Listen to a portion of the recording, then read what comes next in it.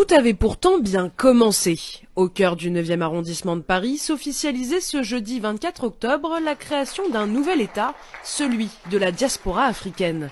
Un pays sans frontières représenté par un gouvernement déjà formé de 22 ministres et d'un Premier ministre, Louis Georgetin. L'objectif, réunir les 350 millions d'afro-descendants dans le monde et leur offrir une nouvelle citoyenneté avec cette carte d'identité. Avec cette carte, on a accès à des programmes privilégiés de l'État de la diaspora africaine. Par exemple, un programme de télémédecine gratuit. On a des réductions sur notre compagnie aérienne Pan Africa Airlines, qui existe déjà avec ses avions, son personnel. On a aussi accès à des réductions, une carte de crédit gratuite, un compte bancaire gratuit dans la banque de la diaspora, African Express.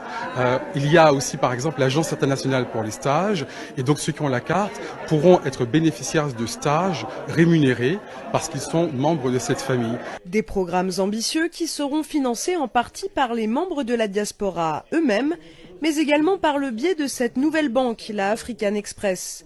Mais ce discours n'est pas totalement partagé par le principal intéressé. Moi je suis un entrepreneur afro-européen, donc tout simplement aujourd'hui je porte un projet qui m'est personnel et qui est un projet privé. J'aimerais pas qu'on se trompe, je ne suis pas la banque centrale de la diaspora africaine. Ce qui est important c'est que je suis l'un des acteurs, en tout cas j'ai l'ambition de l'être, monétaire, dans les années qui viennent du continent africain et européen. Une première contradiction qui est vite suivie par une seconde. L'Union africaine, qui avait pourtant mandaté M. Tin pour la création de cette 6e région d'Afrique en 2014 sous une autre mandature, ne reconnaît pas l'état de la diaspora africaine aujourd'hui. Très vite, l'ambiance dans la salle se tend. Des documents désapprouvant le leadership du Premier ministre sont distribués et un individu fait irruption sur la scène. Cette affaire est une imposture. Je vais vous dire pourquoi. L'Union africaine n'a jamais reconnu cet État de la diaspora africaine. Et c'est alors que les choses dérapent.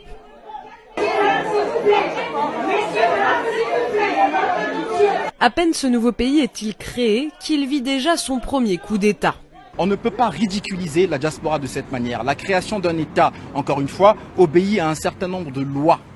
Il y a un droit international, madame. On ne se lève pas du jour au lendemain pour dire qu'on va créer un État. Les membres de la diaspora n'ont jamais été consultés sur cette initiative. C'est une imposture, c'est une guerre de poste qui est ridicule. On veut aujourd'hui que la nouvelle génération soit intégrée dans ce qu'ils sont en train de faire. Si ce n'est pas le cas, la nouvelle génération, on viendra à eux, leur demander, leur poser des questions. Et s'ils ne sont pas capables de nous répondre, ça se passera toujours comme ça.